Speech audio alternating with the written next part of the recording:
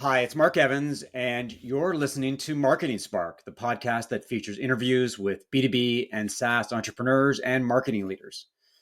In many respects, Nima Olumi is living the entrepreneurial dream. He's leveraged the success of a services business, public relations, to launch a SaaS-based business, PR Monkey. It's a path that many entrepreneurs would love to pursue, but it's often a huge challenge to make happen. On today's podcast, I'm talking to Nima about his take on PR amid a volatile media landscape and his experience and lessons from launching PR Monkey. Welcome to Marketing Spark, Nima. Hey, what's going on? Thanks for the very kind intro. It's great to have you. Maybe we can start by sharing your background and the journey that led you to found Light Your Strategies, your PR agency, and PR Monkey. What inspired you to start these ventures? Were you always an entrepreneur, or was it something you stumbled into? I would say I was always an entrepreneur. I had a gum dealing business when I was in sixth grade, and I was plowing a lot of driveways in Boston when it would snow, just knocking on doors and stuff. I always had a lot of entrepreneurial tendencies. Lightyear started out as not as a public relations business, but as a marketing business. So I kind of had the ADHD mindset of entrepreneurs, and I was essentially just acting as marketing head for various companies in New York City post grad. And that was a really interesting gig. We were doing a lot of web design. We were doing a lot of lead generation tactics. We were doing a lot of copywriting, advertising design, advertising management. And we were kind of like a Swiss Army knife, but a lot of people don't use a Swiss Army knife to eat steak and stuff. I think we learned a lot. And then we found our niche in public relations at the very start of COVID because we were very fortunate to have a client that is a very large property management company in New York. And I convinced the CEO that they had a very interesting story to tell at the start of COVID. And we were able to get them published in the New York Times, Bloomberg, Realtor.com, The Real Deal, tons of press. And they were able to raise a $35 million round off a lot of those publications. I saw the firsthand value that we brought. And what was lucky about that client is we had a really interesting story. So I just mined the data of reporters from the outlets and I just shotgun blast stuff to them. It was my first time doing it. We were very fortunate to have a client that trusted us to kind of experiment and always let me guinea pig different ideas and things like that from a marketing perspective. But ever since then, we saw the bang from that. We decided just to specialize in PR so that we could specialize in industry and really grow. Since early 2020, we've just been doing PR. 3.5 years now. We've specialized in the public relations industry. Then I met our head of product just over a year ago at a dinner party. I was starting to dabble in the public relations software industry. We were just perplexed that a lot of the softwares that exist in our space are very archaic and old and very expensive. We started making investments in terms of designing a software that is more modern, has better updated technology, better data flows. That's how PR Monkey essentially came about. And the product's in a private beta right now, which is really exciting. We're 10 people full time. Very heavy on the development front, not so heavy on the sales and marketing front. 8 of the 10 people on our team just build product.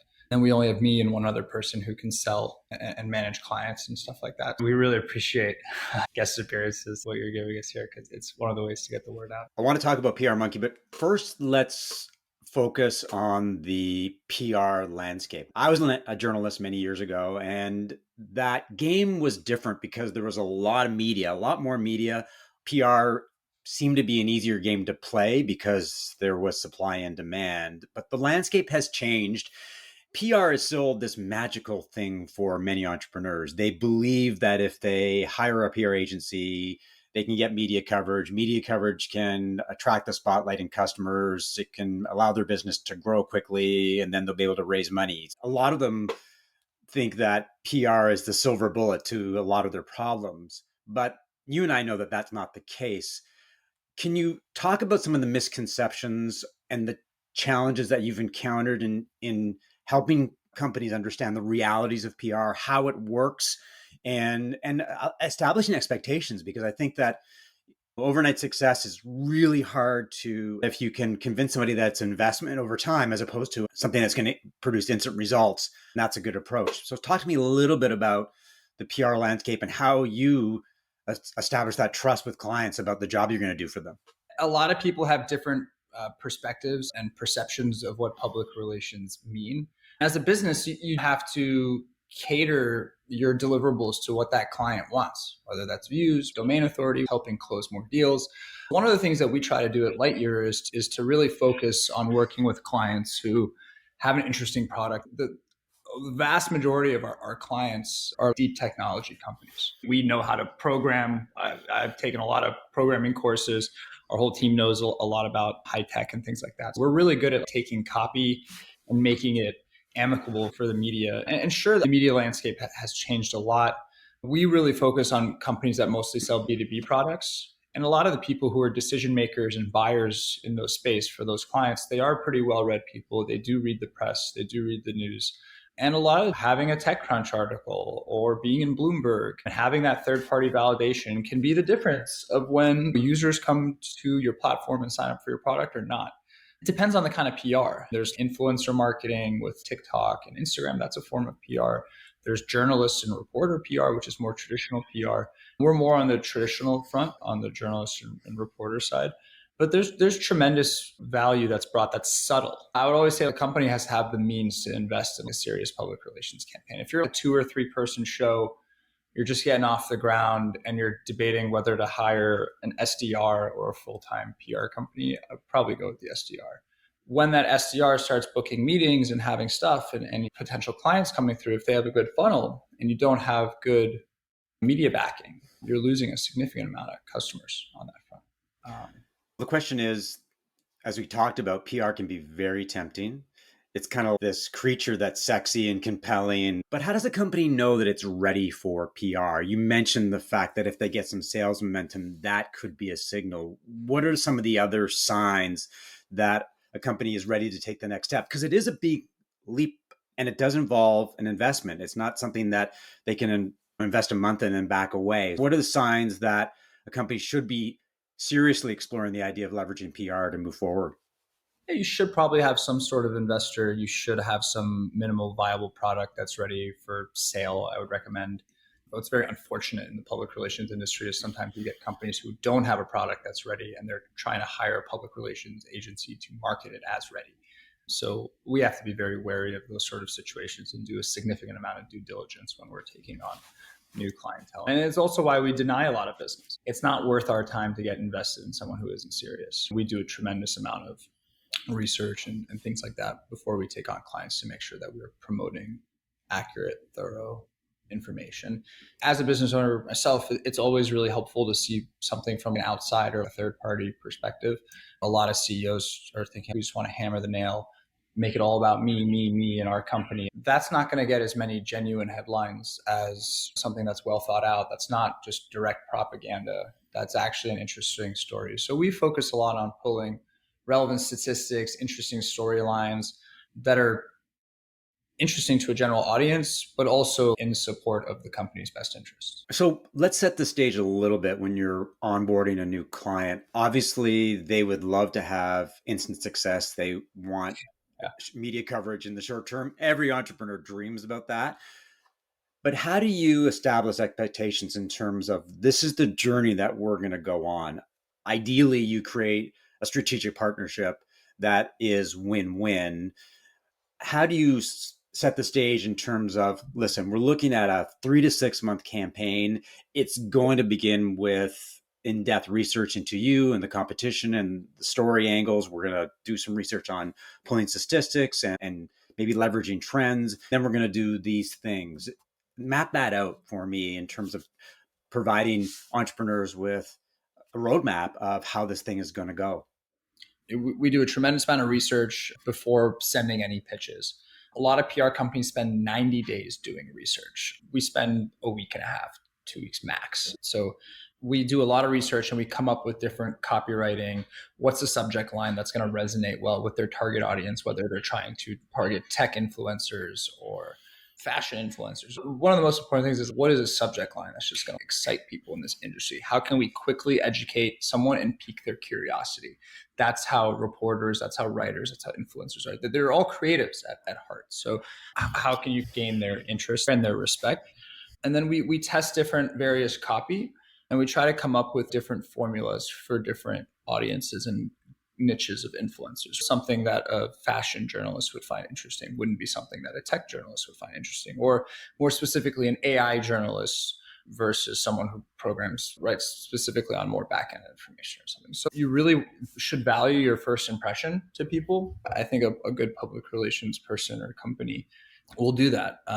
It depends on the client. Do they have a lot of inbound PR coming in? Are they looking to get more PR? We're more focused on helping people get coverage who want more news coverage. There's a lot of people who also get tons of news coverage and want PR companies to watch it and make sure it's not bad, or help them answer the questions and stuff. I'm going to call you on your research process. A week and a half seems very agile, very, very agile research compared to a longer research cycle where you're trying to get a sense of the product and the competitive landscape and the news landscape. How do you do that? I was consulting for companies since I was 20 years old. So trying this, trying that, jumping to the sky, trying this project. I've had a lot of experience taking products and trying to write copy for them or advertising for them. To me, I think it's not too hard. It just comes naturally, but I can understand if that process takes a little bit more time for people. We've made a process out of it, which is pull statistics, check the competition, test various headlines, see what fits. It's common sense at this point. Every entrepreneur believes that their company is newsworthy. Every entrepreneur believes that if they hire a PR agency and they craft a good story, the journalists are going to come running. The reality is obviously there's a lot of competition for the attention of bloggers and journalists and influencers. Sure. The question is, how much do personal relationships matter with reporters, bloggers, and influencers? So, for example, if you know reporters at Inc. or Entrepreneur or the New York Times or the Washington Post, is that important? Does that make a difference? Does that separate one PR agency from another? Because I think relationships matter. When I was a journalist, I gave the PR people who I knew the time of day. I wouldn't look at their email and dismiss it or look at it later. I would actually say, okay, maybe there's something here. I trust you that we've got a relationship. But when a company is looking at a PR agency, what's the value of the relationships that the PR agency has? And how do you demonstrate that when you're trying to pitch a client that you really want? I would say PR people at their core are very well connected, very likable people. So we're very gregarious, social. We know how to bring value to parties, and we know how to deal with difficult people. I would say relationships are very important. They're not the only thing that matters. I've seen some stats in the PR industry, but relationships don't matter. 95% of the value is the story. That's a little wishful thinking as well. Mm-hmm. But the story is super important. Relationships absolutely matter. And they can be the difference of whether you have an in with certain editorials and not. But there's a lot of places where people can genuinely field inbound new queries every day. We review 500 fresh queries every day from writers, reporters, journalists through different channels and mediums and softwares that enable us to place the clients that we have in earned media. Given the value of personal relationships, what's your advice to entrepreneurs before they embrace the idea of PR? How do they build relationships with reporters and bloggers? Because obviously, if relationships matter, what are some of the steps that they can take to build their network, to establish themselves as thought leaders or valuable resources, as opposed to simply cold pitching a reporter? What are some of the techniques that they can use to make that happen? I would say create debt in someone's head. Bring so much immeasurable value to someone's life that they can't ignore you. And that is a good way to get on a reporter or an influencer's good side. That's the theory. So how do you make it happen? How do you make it happen? You have to take this from a perspective of every industry, every group of people. Someone's good at something, right? There's so many entrepreneurs who are terrible salesmen, but they hire someone who can sell for them and do that aspect of their business.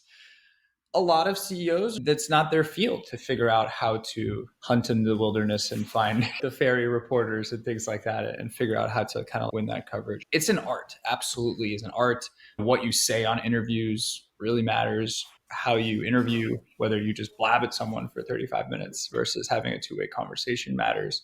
What about pre-PR? Let's say, for example, you want to target a specific reporter at the New York Times or the Washington Post. Things like following them on Twitter, engaging with them in comments, following them on LinkedIn, commenting on their posts, the ways that you can send them signals that, hey, I'm interested, I'm engaged with you, maybe sending them an email. I'm making this up, sending them an email saying, hey, I noticed that this big story is happening. Here's some interesting ideas or things that you should think about. One thing which will frustrate a lot of people hearing this is you should never pitch yourself. So you can engage, you can do those things. One of the best things is to read their previous stories, comment on their articles, be a listener to what they're putting out there. Reporters really appreciate when people check out their stuff and from a genuine fashion and not a BS way. Read their stuff, put into it.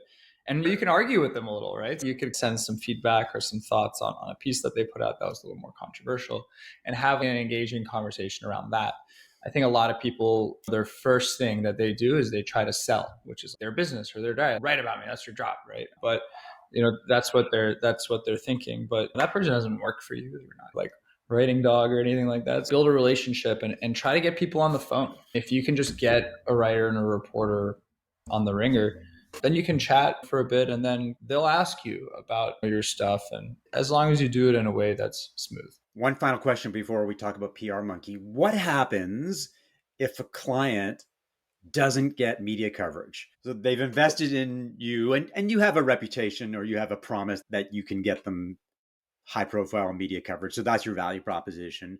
But in that extreme case, when you have a client and the story doesn't resonate, reporters are focused on other things or there's too much competition for similar companies, what do you do in those situations? One, we try to avoid them by taking on clients that would get picked up and have an interesting story and stuff like that. That's one precaution that I would say we take.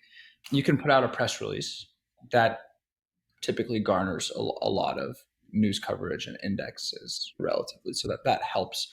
That's get out of jail free card. Luckily, we know a lot of writers and editors through our relationships in the public relations world and just the general building of PR Monkey that a lot of people are interested. As long as someone didn't have something that was really wrong with their story or wrong with their company, we would have no problem being able to deliver that. But if we ever did, we would just process a refund or something if it really came to that. So haven't had to do that yet.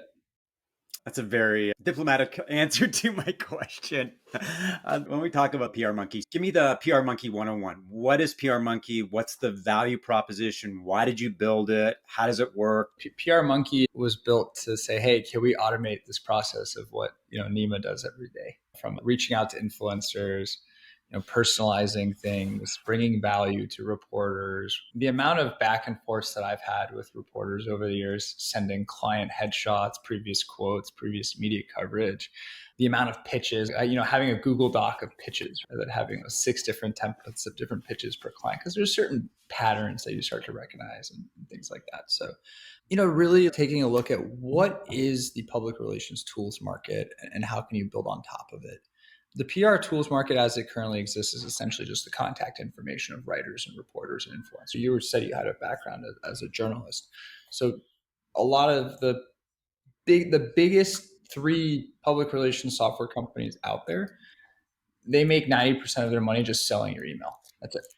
So they say, hey, here's your email. And that's why you would get blasted with inquiries all the time. And it would be maddening because a lot of public relations people don't have any other tool than that. So PR Monkey, you type in the name of someone that you represent or that you want to represent, and we automatically download a lot of information that makes it really quick for you to build a media kit on a client or a prospective client in under 30 seconds. So you just type in their information, click, click, click. We download all of their previous news coverage. We monitor their future news coverage. And then we have a system that allows you to send trackable links and cards to journalists and track all of the engagement, kind of like a CRM, but designed specifically for PR. That's the system. Where are you at in terms of building out the product? And as important, how are you building the brand in terms of positioning and branding? What are some of the steps that you're taking to establish PR Monkey? And the other question would be, is that you're selling to PR agencies as your primary customers. Is there any kind of conflict there, given that you're a PR agency? No, if anything, it's much more of a, exciting. We understand they're industry and their business as we've done it and we continue to do it. Better to quote the agencies we talk to than me, but it allows us to build more trust and excitement around the industry because we get it. What are some of the lessons you've learned from building PR Monkey? Obviously, the journey from services to SaaS is something, as I said, a lot of entrepreneurs dream about. The idea that you could build a business that generates recurring income is very appealing. What advice would you give to entrepreneurs looking to embrace SaaS, but they're not sure where to start? I would say probably the biggest piece of advice is you should be very careful. Try to go to a few enterprise level businesses. It depends if you're talking B2B, B2C. Who would be your dream customer? For us, it's Larry Weber, CEO of RacePoint Global. Go to those people, hit them up and see if you can get their attention and then build towards what they want and try to see if you can secure some contracts early before I, go and launch and build this. Will you give me X dollar amounts for Y? That's important.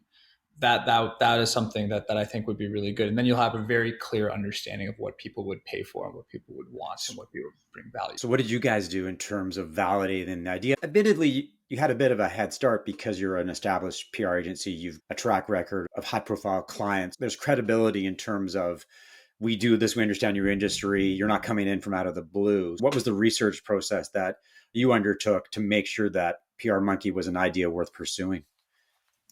You just feel it waking up every day and talking to PR people. And I have a background in computer science, which I also would say do not start a SaaS product if you have not taken a coding class. To me, is ridiculously moronic of anyone to try to do. I just think having I'm not saying be a coder and code every day, but understanding what's possible and what's not possible is really key.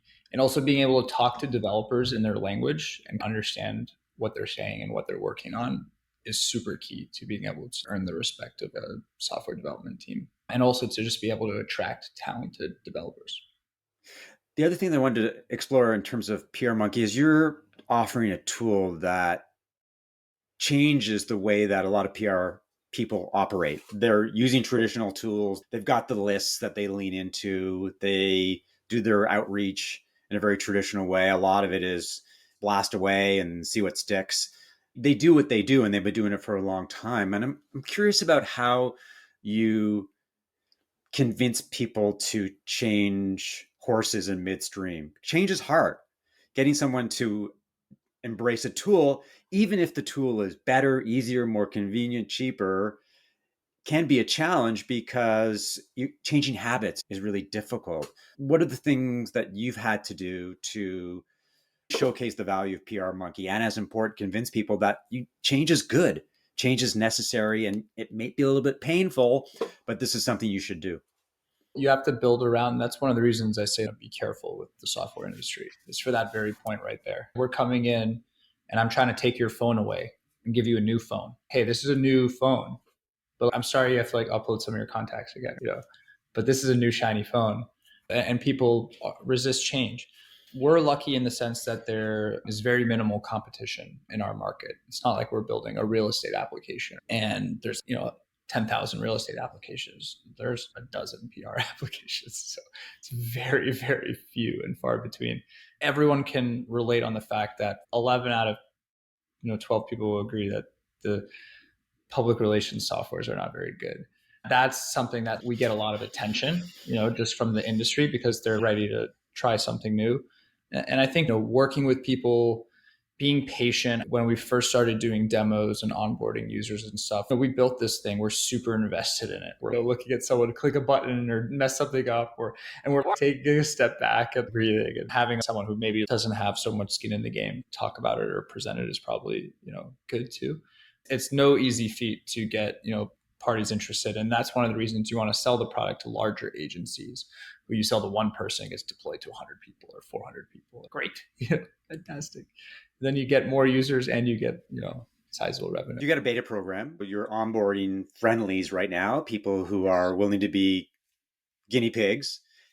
What are some of the things that you've learned so far, and what are some of the biggest changes that you've had to make to ensure that PR Monkey is embraced and as important, people are using it on a regular basis. You want it to be sticky. You want people to see the value, get so much value that they want to refer and evangelize and share. So what are the things that you've done to make PR Monkey even better since the beta launched? One of the things is we significantly improved our ability to pick up future and previous news coverage. For example, in our first design, we were only picking up tier one media placements. And then a lot of tier threes and stuff were getting lost. And that doesn't make you feel good if you're a PR person and, the PR buckies aren't considering your news coverage news coverage. We created a dual system by connecting to, various outputs that allowed us to pool all of those sort of news coverages so we didn't lose anything, whether it's, Joe and Susie's blog or the New York Times. We can kind of pick that up and pull that information. So that was one thing that was pretty cool. We just launched our Chrome extension, which is very exciting and really puts us to a significant point of value for more enterprise level clients and to really have a basis to charge us a substantial amount of capital for the services, and that is a really awesome tool because to your point of trying to move people away from a process, something like a Chrome extension allows them to operate in their Gmail. If you're pitching in your email and you're used to that, you can do that in the comfort of your own home now and save you a lot of the copy and pasting back from the platform because who wants to go from one thing to email to one thing to email and stuff like that. And the future goal is to bring it all to PR Monkey, long term. So that's our plan. Thanks for the info about the exciting world of public relations and PR Monkey. Where can people learn more about you, Lightyear, and PR Monkey? To learn more about PR Monkey, you can just go to prmonkey.com or you can email me at nima@prmonkey.com. For Lightyear, you can go to lightyearstrategies.com or Google us. And same thing, nima@lightyearstrategies.com, where you can chat. Thanks for listening to another episode of Marketing Spark. If you enjoyed the conversation, rate it and subscribe via Apple Podcasts, Spotify, or your favorite podcast app, and share via social media. If you're a B2B SaaS company looking for more sales and leads, but struggling to do marketing that makes an impact, we should talk. You can reach me via email, mark@markevans.ca, or connect with me on LinkedIn. I'll talk to you soon.